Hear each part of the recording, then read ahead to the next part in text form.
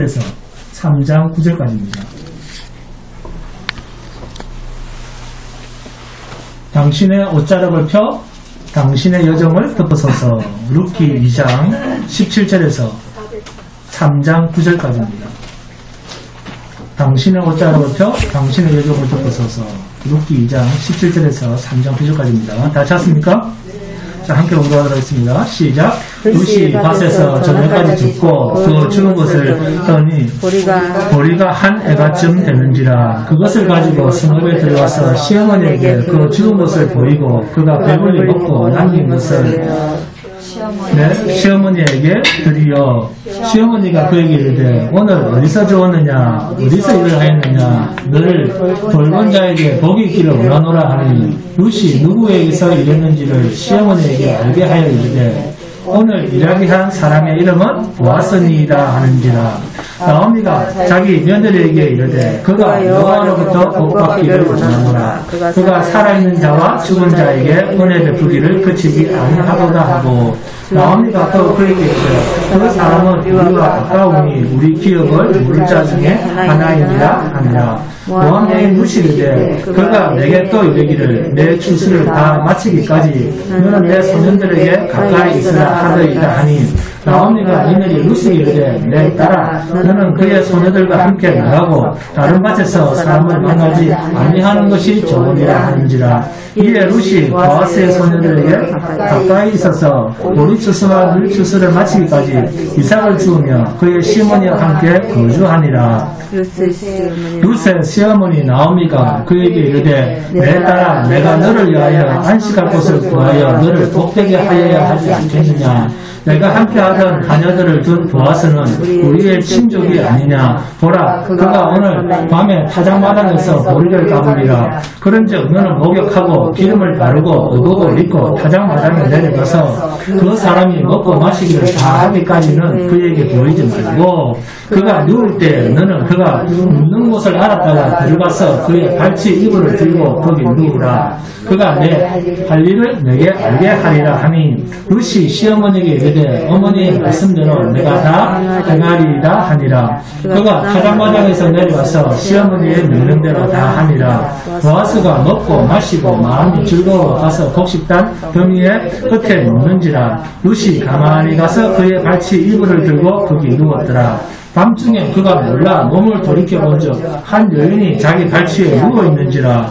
이르되 내가 누구냐 하니 대답하되 나는 당신의 여정 루시오니 당신의 옷자락을 펴 당신의 여정을 덮어서서 이는 당신이 기업을 물을 자가 됨이니이다 하니.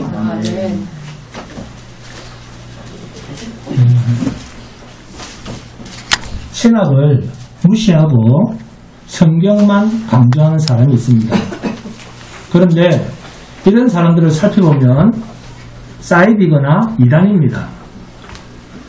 왜 합동신학대학원 대학교, 고신대, 총신대 이런 정통 보수 장로 교단 신학대학원에 가서 공부를 하는가?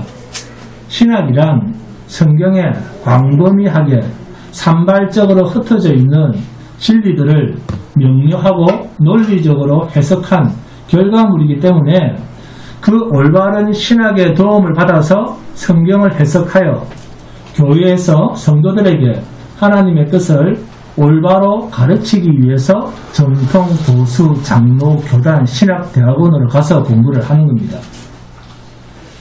그리스도를 믿는 믿음으로 구원을 받는다는 이 진리를 말하는 신앙체계는 크게 세 종류의 신학사상으로 구분이 됩니다.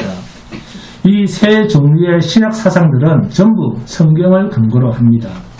그런데 그 첫째가 만민 구원설을 주장하는 사람입니다. 모든 사람들은 구원을 얻는다고 주장하는 사람들입니다. 두 번째는 알미니안주의입니다. 이 사람들의 주장은 하나님의 은혜는 모든 사람에게 동일하고 공평하게 제공되었다. 그러나 그 구원의 선택은 인간의 의지와 능력에 달려있다. 이들은 이렇게 주장을 합니다. 세 번째, 우리 칼빈주의는 구원은 전적으로 하나님께 달려있다라고 말을 합니다. 칼빈의 5대 교리를 암송해 보시기 바랍니다. 자, 요 신분, 사람 들어보세요. 제가 할게요. 자, 네. 네. 인간의 전투타라, 무조건적 선체, 제한적 속죄, 단서 조용하세요. 단서 조용하세요. 네. 그 다음에. 불가항력의 은혜, 불가항력적 은혜. 네. 인간의 인연, 아니, 성도의 성도의 인연, 경인. 다시. 자, 서희상 한번 해보세요. 시작. 인간의 전적 타락, 무조건적인 선택, 제한적 속죄, 불가항력적 은혜, 성도의 견인. 아멘. 자, 외우시 바랍니다. 네, 박수 한번 치주세요. 자, 우리 개혁주의, 칼빈주의에서 주장하는 신학은 모든 인간은 아담이 범죄한 이후 전적으로 타락하여서 구원에 있어서도 아무것도 할 수 없는 전적으로 무능력한 상태가 되었다. 하나님께서는 당신의 선하고 기쁘신 뜻에 따라서 어떤 자들은 구원 얻도록 하시되 그리스도를 통하여 구원을 얻도록 택하시고 또 어떤 자들은 죄악되고 타락한 그들의 본래의 상태대로 그대로 내버려 두셨다. 그리스도께서는 하나님의 택한 백성들을 구원하시기 위해서 이 땅에 오셨고 성령 하나님께서는 택자들에게 이 구속하심을 확실하게 실현하신다. 그래서 모든 택한 백성들은 한 사람도 낙오됨이 없이 완전한 구원에 이른다. 우리 개혁주의 견해에는 구원을 얻는 데 있어서 사람의 능력은 전혀 없다. 완전히 상실했다. 인간의 전적 타락 이렇게 주장합니다. 영적인 생활의 발전은 하나님의 은혜가 없이는 불가능하다 이렇게 말합니다. 하나님의 주권과 하나님의 은혜를 말하는가 동시에 사람의 실체는 인간의 전적 타락, 굴욕과 절망의 깊은 바닷속으로 인간은 던져버립니다. 개혁주의 교리는 인간이 듣기 좋은 소리는 확실히 아닙니다. 그러나 성도가 진리에 접근할 때는 우리의 마음에 어떻게 와 닿는가, 내 마음에 이 말이 드는가, 내 마음에 쏙 드는가, 그런 것으로 진리구나 그렇게 기준을 삼아서는 안 됩니다. 아무리 듣기 싫고 냉혹하고 극단적이고 비타협적이라 할지라도 성경이 말하는 진리인가 아닌가로 이렇게 판단해야 되는 겁니다.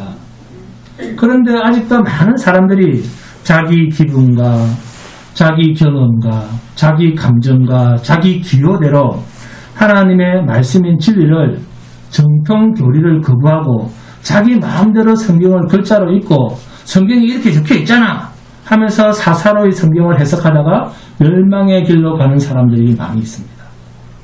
하치 박사는 이렇게 말합니다. 여러 가지 신학 체계 중에서 어느 것이 참돼야 하는 문제는 어느 것이 우리 인간의 감정에 더 기분 좋게 판단되느냐, 우리 이성에 좀 더 진실되게 생각되느냐에 따라 판단해서는 안 된다라고 말합니다. 우리는 자기의 생각과 이론을 반드시 성경의 권위 아래에 복종시켜야 됩니다. 십자가의 도가 멸망하는 자에게는 미련하다 하지 않습니까? 그러나 미련하게 보이는 그 십자가의 도가 구원 얻는 자에게는 하나님의 능력이다라고 고린도전서 1장 18절에서는 말씀합니다. 보아스가 룻에게 이삭을 죽도록 허락한 것은 본문 17절에 보니까 어느 정도의 양인가 하면 보리가 한 에바쯤 되는지라. 한 에바는 20ml. 오늘날 우리들이 곡식을 담을 때 사용하는 배로 말하면 12대, 무게로 말하면 15kg 정도 되는 양입니다. 보통 이삭 죽기는 1kg 정도인데 룻은 많이 가져가도록 보아스가 뒤에서 도운 것입니다. 본문 18절입니다. 그것을 가지고 성읍에 들어가서 시어머니에게 그 죽은 것을 보이고 그가 배불리 먹고 남긴 것을 내어 시어머니에게 드리매. 아멘. 룻은 보아스에게 받은 호의를 자기 시어머니에게 낱낱이 보고를 하고 있습니다. 본문 19절입니다. 시어머니가 그에게 이르되 오늘 어디서 주었느냐, 어디서 일을 하였느냐, 너를 돌본 자에게 복이 있기를 원하노라. 룻은 자기 시어머니에게 자기를 일하게 한 사람, 이러한 밭의 주인이 누구요? 보아스라고 말합니다. 또 여기에 대한 나오미의 대답입니다. 본문 20절입니다. 나오미가 자기 며느리에게 이르되 그가 여호와로부터 복받기를 원하노라. 그가 살아있는 자와 죽은 자에게 은혜 베푸기를 그치지 아니하는도다. 아니하도다. 자, 여러분, 주인의 밭에서 이삭을 줍는 나그네요? 거지요? 지극히 약한 신분에 있는 자가 주워온 이삭을 보면서 그 밭의 주인을 위해 축복을 빌었다. 자, 얻어먹는 신세가, 거지가 베푼 자를 향해서 복을 빈다. 좀 이해하기 힘든 부분 아닙니까? 축복을 먼저 할 것이 아니라 보통 사람이라면 자기 며느리가 하루 종일 밖에 나가서 고생해서 주운 보리를 보면 맨 먼저 눈물이 나지 않겠습니까? 어쩌다가 내 신세가 이 모양 이 꼴이 되었느냐고 한탄할 수 있습니다. 그것도 며느리 이야기를 들어보면 조금씩 더 흘려주는 그러한 호의를 통해서 남들보다 더 주워왔다는 사실을 알았던 시어머니 나오미는 아마 엄청난 좌절감과 비통함과 자존심이 상했을 수도 있습니다. 왜 내가 이런 신세가 되어야 했는가? 남편을 잘못 만나서 저 인간만 안 만났더라면. 우리는 자기 입장을 먼저 생각하면 항상 이런 비판과 비통과 좌절감과 자존심이 상할 수 있습니다.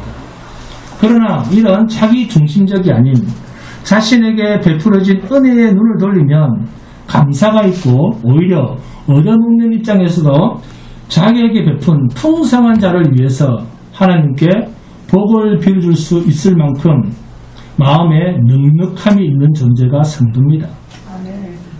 얻어먹었다고 해서 사랑을 받았다고 해서 그저 받는 쪽에만 있어지질 않습니다. 그리고 세상 것을 구하는 사람은 이방인입니다. 여러분, 성도는 육신이 있는 동안 필요한 세상 것은 하나님께 구하면 된다 안 됩니다. 왜요? 그런 것은 이방인이 구하는 기도입니다. 우리가 이방인입니까? 하나님 바깥에 사는 백성입니까? 아니면 주 안에 사는 백성입니까? 하나님 안에서 사는 백성은 하나님 앞에서 세상 것을 구하지도 않고 구하면 안 됩니다. 성경은 분명히 말합니다. 먹을 것, 마실 것, 입을 것 이런 것들은 이방인들이 구하는 것이라. 아멘? 신자도 견디기 힘든 빈곤에 처해질 수 있습니다. 그러면 절대 빈곤의 자리에 처하게 하시는 하나님의 의도는 무엇인가? 이스라엘을 통해서 답을 찾아보도록 하겠습니다. 이스라엘은 육신의 삶이 윤택하고 평안할 때가 있었습니다. 그런데 그럴 때마다 똑같은 모습으로 돌아간 것이 있는데 그 모습이 뭐냐면 인간의 쾌락, 자기 좋은 대로 살았다는 겁니다. 하나님이 주신 육신의 것들을 가지고 범죄의 도구로 사용했다 그 말입니다. 이것이 이스라엘을 통해서 우리에게 말씀하시는 증거물입니다. 그런데 그럴 때마다 하나님은 자기 백성들을 그냥 그대로 두셨는가? 아닙니다. 이방인의 손에 붙이거나 하나님께서 친히 당신의 백성들을 향해서 채찍과 막대기를 드셨습니다. 높아진 교만의 마음과 진리에서 벗어난 삐뚤어진 인생 걸음을 되돌려 놓기 위해서 하나님께서는 채찍을 드시고 이방인의 손을 붙여서 심각한 고통의 시간들을 허락하셨습니다. 나오미는 재산이 풍요로울 때 더 풍요로워지겠다고 기근을 피해서 가지 말아야 할 세상으로 이방 땅으로 전 재산을 가지고 도망을 갔습니다. 그런데 10년 만에 돌아온 자신들의 모습은 죽음 외에는 가진 것이 없는 고통, 좌절, 실패의 모습이었습니다. 이 나오미와 룻의 형편이 절대 빈곤, 자살 외에는 다른 방법이 없겠다라고 생각이 들 만큼 비참했습니다. 이렇게 하나님은 그들의 높아진 마음을 낮추시고 삐뚤어진 인생길을 갈아엎어서 새롭게 펼쳐내신 간섭하신 흔적이 나오미와 룻의 현재의 모습입니다. 세상이 볼 땐 완전한 실패자, 절대 빈곤한 자입니다. 그런데 이것이 신자의 입장으로 거룩한 성령으로 오는 밝은 빛된 눈으로 볼 땐 이것은 결코 실패가 아닙니다. 하나님이 계획하셨다는 사실은 그 자체가 이미 생명이요, 은혜요, 자비요, 긍휼이요, 구원이요, 새로운 인생이 시작되는 역사의 현장입니다. 신명기 8장 2절 3절을 보시면 이런 말씀이 있습니다. 내 하나님 여호와께서 이 40년 동안에 내게 광야길을 걷게 하신 것을 기억하라. 이는 너를 낮추시며 너를 시험하사 내 마음이 어떠한지 그 명령을 지키는지 지키지 않는지 알려 하심이라. 너를 낮추시며 너를 줄이게 하시며 또 너도 알지 못하며 내 조상들도 알지 못하던 안나를 내게 먹이신 것은 사람이 떡으로만 사는 것이 아니요 여호와 입에서 나오는 모든 말씀으로 사는지를 내가 알게 하려 하심이니라. 아멘. 우리 입술에 밥알이 들어가지 못하게 하시고 남들이 누리는 건강을 누리지 못하게 하시고 남들이 누리는 지식을 풍요롭게 누리지 못하게 하시는 이 하나님의 간섭은 이 세상 것을 빼앗으면서 영원한 하나님의 나라로부터 공급되는 그 신령한 것을 사모하는 마음을 주시기 위한 하나님의 절대적인 개입이라고 모세를 통해서 분명히 가르치고 있습니다. 우리들의 높아진 마음을 낮추시기 위해서 하나님은 험한 광야 같은 세상 길로 사람들이 볼 때 실패의 길로 인도하시는 이 하나님의 신비한 간섭 여호와 이레 내 모습 이대로를 인정하시기 바랍니다. 오늘 나오미가 이 하나님의 손길을 기억하고 있습니다. 본문 20절입니다. 나오미가 자기 며느리에게 이르되 그가 여호와로부터 복받기를 원하노라. 그가 살아있는 자와 죽은 자에게 은혜 베푸기를 그치지 아니하도다 하고 나오미가 또 그에게 이르되 그 사람은 우리와 가까우니 우리 기업을 물자 중에 하나이니라 하니라. 나오미는 자기 며느리에게 베푼 보아스의 은혜를 두고 살아있는 자와 죽은 자에게 은혜 베푸기를 그치지 아니한 것으로 인정하고 있습니다. 살아있는 자에게 은혜를 베풀었다는 것은 나오미와 룻에게 은혜를 베푼 거니까 맞는 말입니다. 그런데 문제는 죽은 자에게까지 은혜를 베풀었다라고 하는 나오미의 고백입니다. 사망한 자라고 하면 바로 나오미의 남편 엘리멜렉과 두 아들에게도 은혜를 베풀었다는 말이 되는데 이 말이 쉽게 이해가 됩니까? 보아스가 룻에게 베푼 은혜는 보아스의 밭에서 이삭을 줍는 가련한 유인 룻이었고 그리고 룻은 시어머니 나오미의 자부라는 것도 이미 베들레헴에 소문이 나서 보아스가 알고 있는 이야기였기 때문에 생존한 나오미까지 염두에 두고 은혜를 베풀었다고 말했구나 이렇게 짐작할 수 있습니다. 그러면 죽은 자랑은 전혀 관계가 없지 않습니까? 그런데 나오미는 남편 엘리멜렉과 두 아들까지 포함해서 죽은 자에게까지 베푼 은혜로 나오미가 고백을 하고 있습니다. 여기에 대한 해답이 그 다음 말입니다. 그 사람은 우리와 가까우니 우리 기업을 물을 자 중에 하나이니라 하니라 하면 이스라엘에는 기업 물을 자 고엘이라고 하는 제도가 있습니다. 이 기업 물을 자 나오미는 보아스를 자신의 남편 엘리멜렉과 죽은 두 아들을 끊어져 버린 자가 가문의 대를 되찾아주고 갚아줄 자로 보아스를 본 것입니다. 이것이 죽은 자에게 베푼 은혜, 그가 살아있는 자와 죽은 자에게 은혜 베푸기를 그치지 아니하도다 이 말 속에 고엘이 담겨 있습니다. 여러분, 하나님께서 우리가 이 땅에서 살아갈 수 있는 양식을 주신 것도 감사하지만 그보다 영원한 생명, 영원히 하나님 앞에서 대가 끊겨 죽을 수밖에 없는 우리를 하나님의 형상을 회복시키고 우리에게 당신의 영원한 생명의 대를 이어주신 것으로 인해서 하나님 앞에서 감사하시기를 바랍니다. 우리가 나오미에게서 이런 성도의 아름다운 모습을 보고 있습니다. 산자이면서도 죽은 자에게까지 베풀어지는 은혜를 보는 눈, 이 마음이 성도가 가지는 영적 눈입니다. 그리스도 예수를 생명의 구주로 받아들이는 자의 가슴속에 자리하는 겸손의 마음입니다. 나오미가 나오미와 룻에게서 이러한 신령하고 신비한 눈이 있습니다. 우리도 이러한 룻과 나오미와 같은 마음으로 살아가게 해달라고 기도하시기 바랍니다.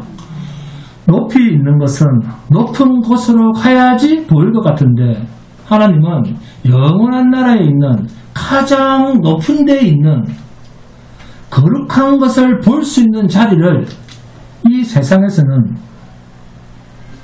가장 낮은 자리에 있을 때만 하늘의 높은 것을 볼 수 있는 그 눈을 허락하셨습니다. 이것이 이 세상은 접근하지 못하는 하늘의 신비요 비밀입니다. 나오미와 룻에게 있어서 그녀들의 남편 나오미의 자식의 죽음은 그 가문의 기업이 끊어진 것을 의미합니다. 다시는 기업을 이을 자가 없습니다. 이제는 기업이 없는 자로 이스라엘 가운데 철저하게 끊어져야 할 운명에 놓였습니다. 그런데 하나님께서 이런 가문에 이스라엘 가운데 기업이 끊긴 자리에 마지막 저주의 자리로 가야 할 그런 자리까지 하나님은 이 나오미를 끌고 간 것입니다. 이보다 더 큰 위기는 이스라엘 가운데는 없습니다. 이스라엘에서는 기업이 끊기면 그것은 이스라엘에서 끊긴 자입니다. 하나님 나라의 분깃이 없는 자가 그런 뜻이 됩니다.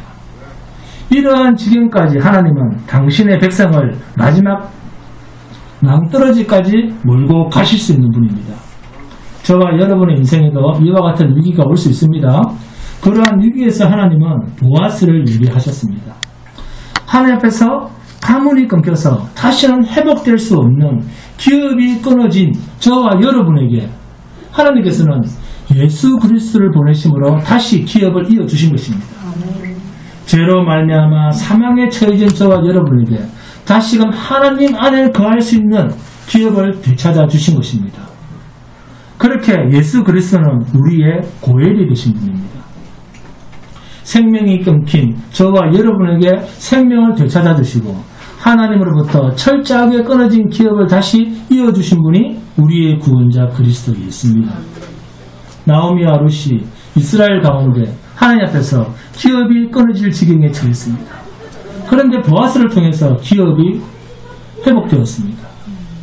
여러분, 오늘 우리가 처한 이 세상이 어떤 곳인지를 볼 수 있어야 됩니다.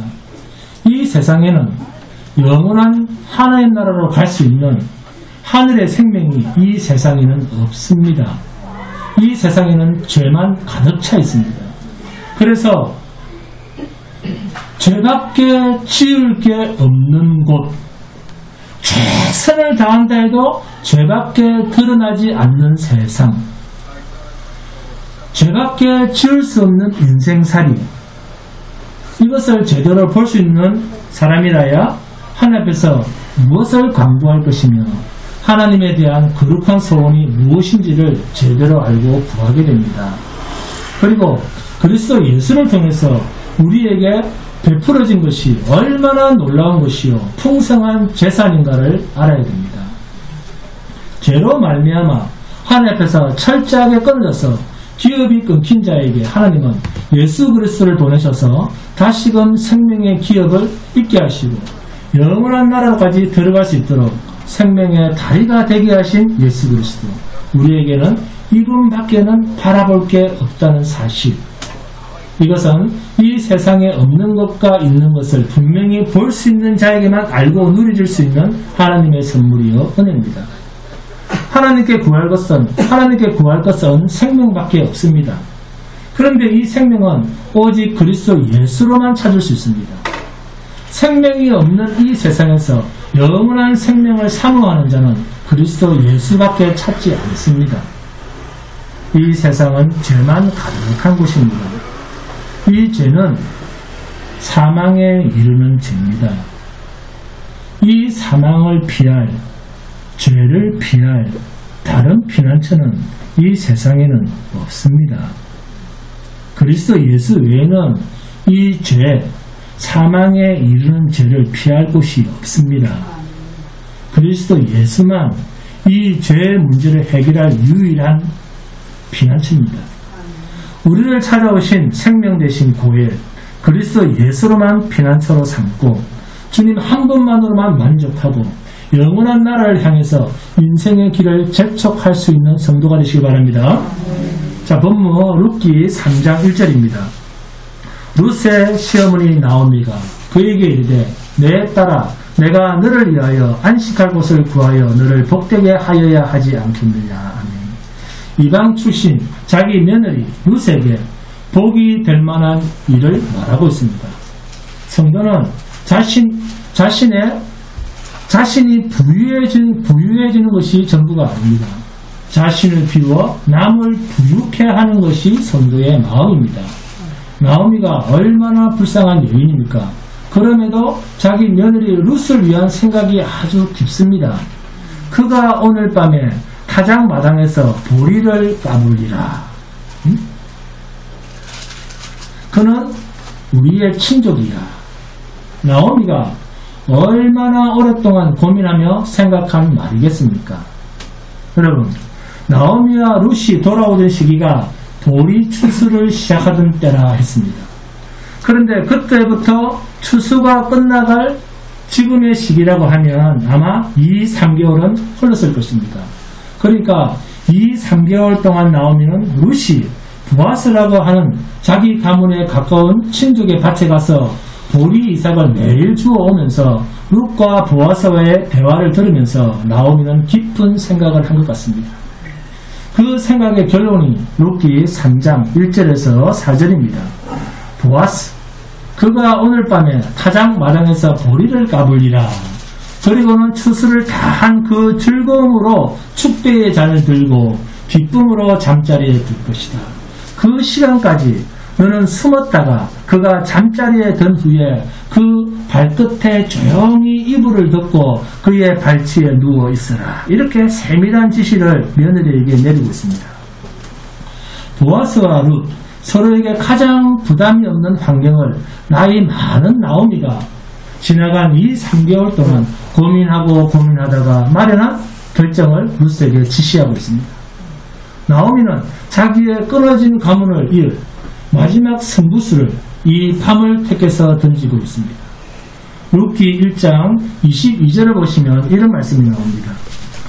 나오미가 모압 지방에서 그의 며느리 모압니 룻과 함께 돌아왔는데 그들이 보리 추수 시작할 때 베들레헴에 이르렀더라. 나오미는 생각을 합니다. 왜 하나님께서는 보리 추수 시작할 때 우리를 베들레헴으로 돌아오게 하셨을까? 그리고 룻기 2장 3절입니다. 룻이 가서 베는 자를 따라 밭에서 이삭을 줍는데 우연히 엘리멜렉의 친족 보아스에게 속한 밭에 이르렀더라.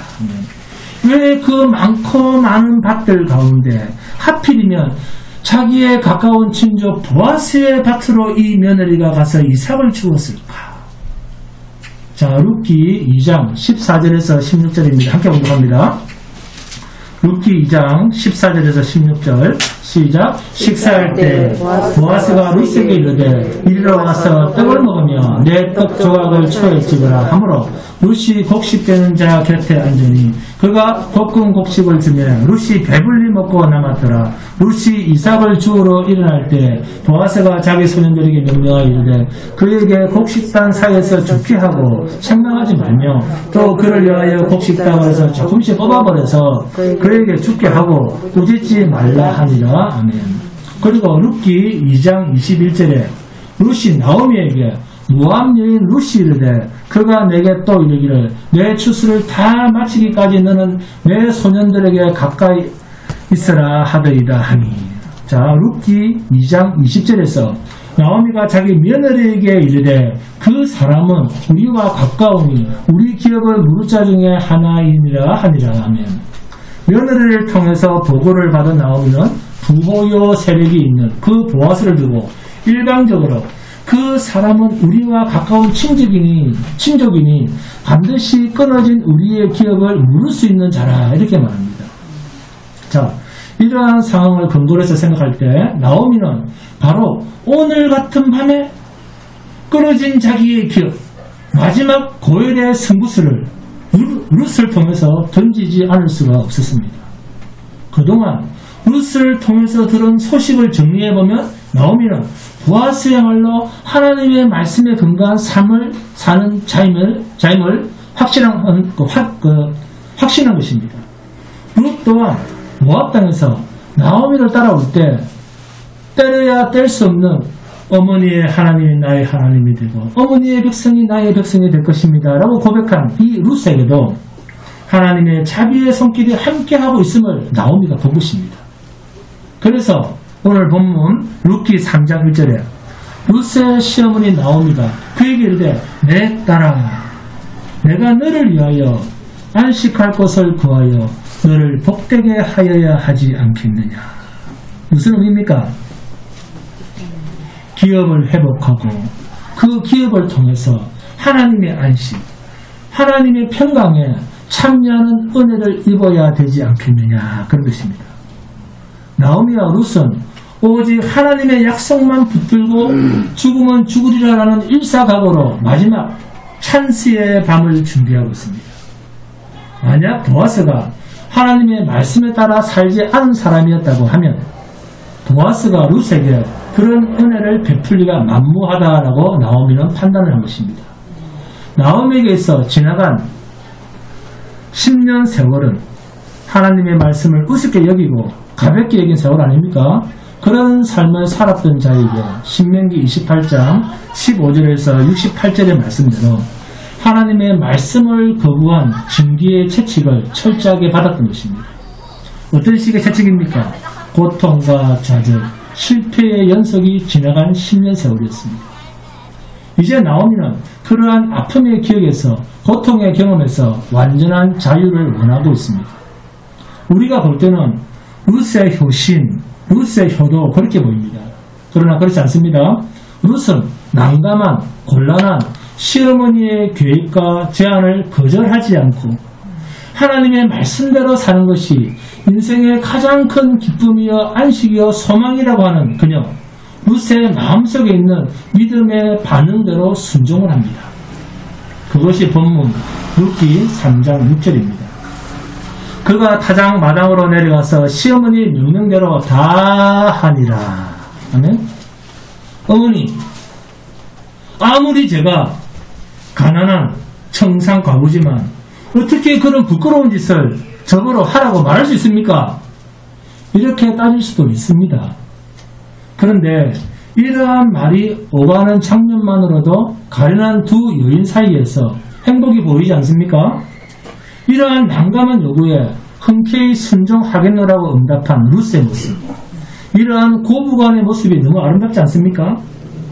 그런데 겉으로 보여주는 모습보다 더 중요한 것은 나오미와 룻, 이 두 사람 모두가 하나님의 말씀 앞에 자신의 모든 것을 희생하고 있다는 사실입니다.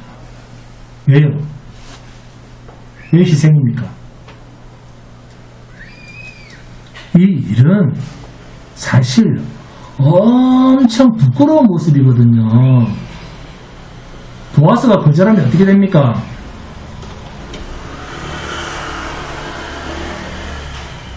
보아스가 거절하면 어떻게 됩니까?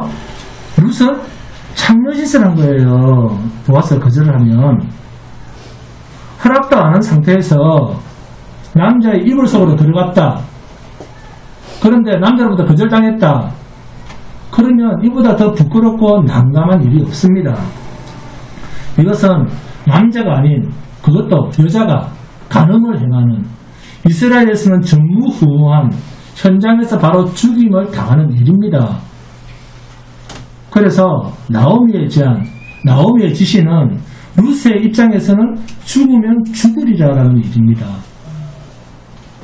언제 나오미가 룻에게 이방나라, 자기 고향, 자기의 고국 모압에서 이러한 일을 가르쳐준 적 있습니까? 룻이 태어난 모압에는 이러한 일을 가르치지 않습니다. 고엘 제도가 없습니다. 그럼에도 나오미는 자기의 며느리 룻에게 하나님의 은총과 하나님의 구원하심, 하나님의 약속의 기업을 이어가기 위해서 마련한 이 고엘이라고 하는 제도에 대한 하나님의 충만한 은혜를 룻에게 설명하고 룻에게 지시를 하고 있습니다.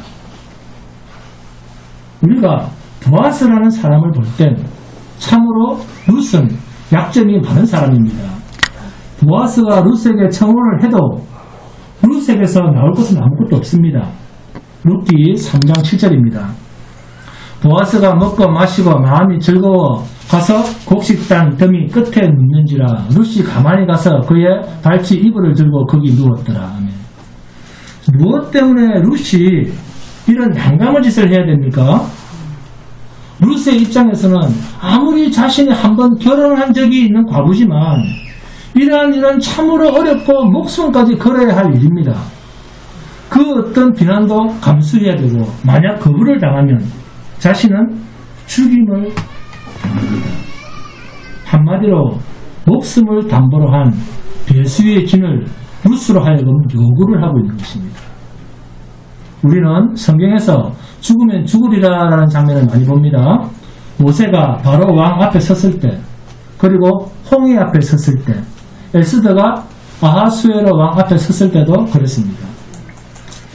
나오미가 룻에게 요구한 명령은 죽으면 죽으리라는 결단 없이는 절대로 할 수 없는 일입니다. 룻은 나오미 가문에 들어와서 마지막 결단의 순간을 맞이했습니다. 그녀의 첫 번째 결단은 모압 땅에서 시어머니 나오미와 함께 베들레헴으로 가는 일이었습니다. 이제는 첫 번째 결단보다 훨씬 더한 그녀의 인생에서 마지막 목숨을 담보로 한 결단의 장면입니다. 본문 3장 8절 9절 함께 봉독합니다. 룻기 3장 8절 9절 시작. 밤중에 그가 놀라 몸을 돌이켜본즉 한 여인이 자기 발치에 누워있는지라 이르되 내가 누구냐 하니 대답하되 나는 당신의 여정 룻이오니 당신의 옷자로 펴 당신의 여정을 덮으소서 이는 당신이 기업을 물을 자가 되느니이다 하니 아멘. 룻이 자기 목숨을 담보로 한 과감한 이 승부수. 나오미가 자신에게 하지 않은 말까지 룻이 하고 있습니다. 어떤 말이죠? 나는 당신의 여정 룻입니다. 그리고 또 한마디 더 있죠. 뭐죠? 당신의 옷자락을 펴 당신의 여정을 덮으소서. 당신이 기업을 물을 자가 됨이니이다. 이 말은 나오미가 시킨 말이 아닙니다. 룻이 죽으면 죽으리라라고 던진 말입니다. 오늘 본문에서 가장 중요한 말은 당신의 옷자락을 펴 당신의 여정을 덮어소서 이 말입니다. 자, 이게 무슨 뜻인지 보겠습니다. 룻기 2장 12절입니다. 함께 봉독합니다. 룻기 2장 12절 시작. 여호와께서 내가 행한 일에 보답하기를 원하며 이스라엘의 하나님 여호와께서 그의 날개 아래에 보호를 받으러 온 내게 온전한 상 주시기를 원하노라 하는지라. 아멘. 히브리어로 카나프 날개라는 말과 옷자락 카나프라는 말이 서로 같은 단어 같은 의미입니다. 3개월 전 보아스가 자신에게 한 말을 룻은 기억하고 그 말을 그대로 받아서 보아스 당신의 옷자락으로 당신의 날개 아래 내가 덮음 받기를 원합니다. 이렇게 고백하고 있습니다. 나오미는 4절에 그가 누울 때 너는 그가 눕는 곳을 알았다가 들어가서 그의 발치 이불을 들고 그게 누우라. 그가 내 할 일을 내게 알게 하리라. 이렇게 말했는데 룻은 더 적극적으로 시어머니가 시킨 것보다 더 나가서 당신의 날개 아래 내가 덮음을 받기를 원할 뿐 아니라 당신은 우리의 기업 물을 자임을 압니다. 이 말은 룻도 하나님의 말씀 속에 있는 기업 물을 자에 대한 하나님의 약속을 굳게 믿고 있었다는 사실에 대한 반증입니다. 믿음으로 룻은 마음속에 한치의 갈등도 없이 어쩌면 시어머니의 계획보다 더 적극적인 방법으로 보아스에게로 나아가고 있습니다. 보아스 또한 언제나 그가 하는 말과 일에 하나님의 약속, 하나님의 말씀이 보아스를 굳게 붙잡고 있음을 룻기 3장 10절, 13절에서도 우리는 확인할 수 있습니다. 그가 이르되 내 딸아 여호와께서 내게 복 주시기를 원하노라. 내가 가난하건 부하건 젊은 자를 따르지 아니하였으니 내가 베푼 은혜가 처음보다 나중이 더하도다.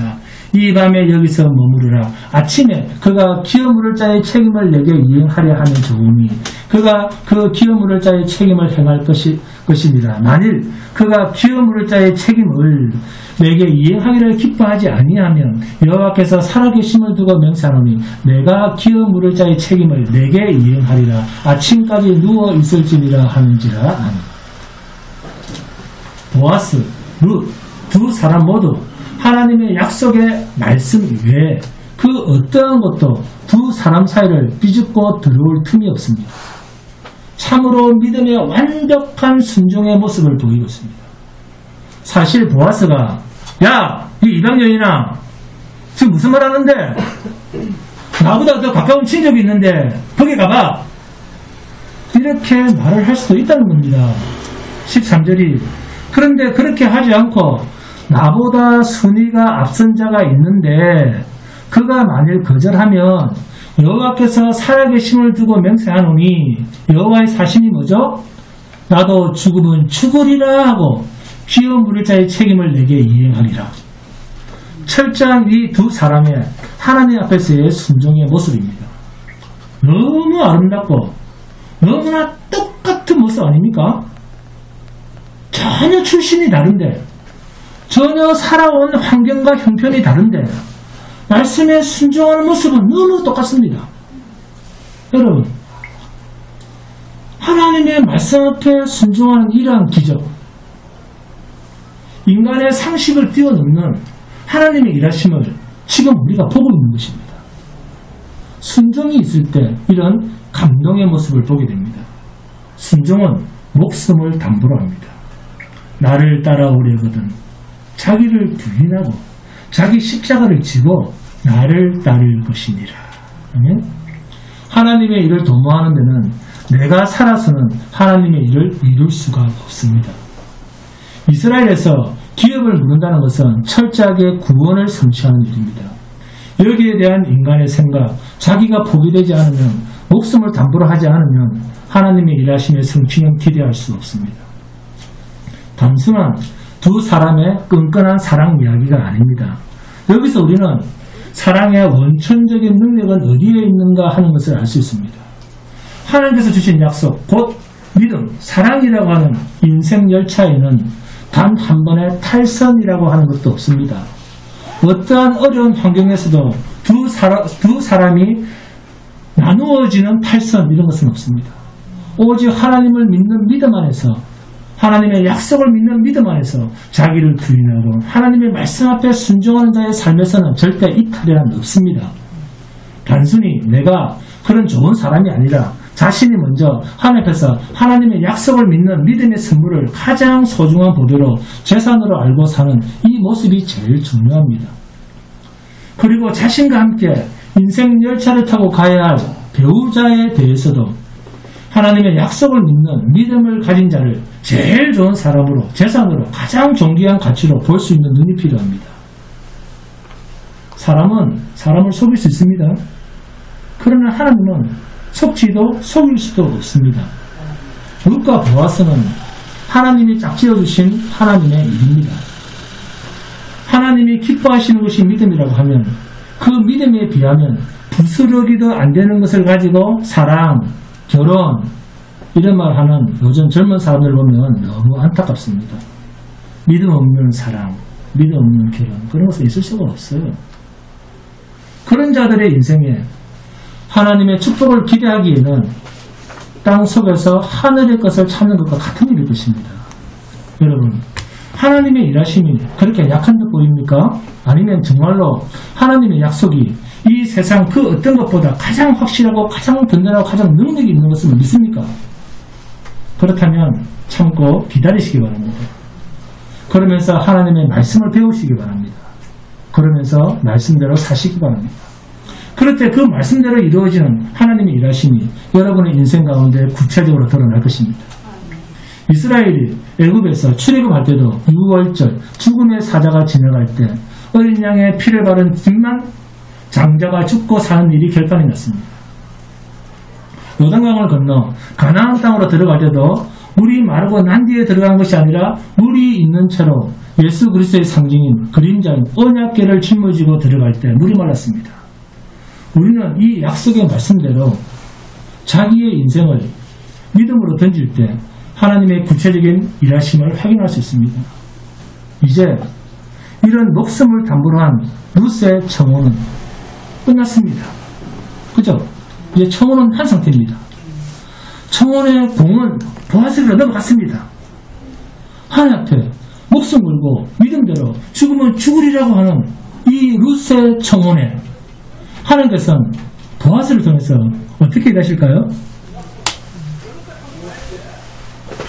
자신이 해야 할 일은 다 하고 그 모든 일의 결과는 주의 뜻대로 되기만을 바라고 죽으면 죽으리라고 잠잠히 하나님의 결정만을 기다리는 이 룻처럼 우리도 믿음으로 우리의 모든 삶의 결과를 주님께 부탁하고 우리 삶의 결과까지 다 맡기고 그리고 담담하게 그러나 기쁨으로 기다리는 주의 복된 성도가 되시기를 주님의 이름으로 축원드립니다.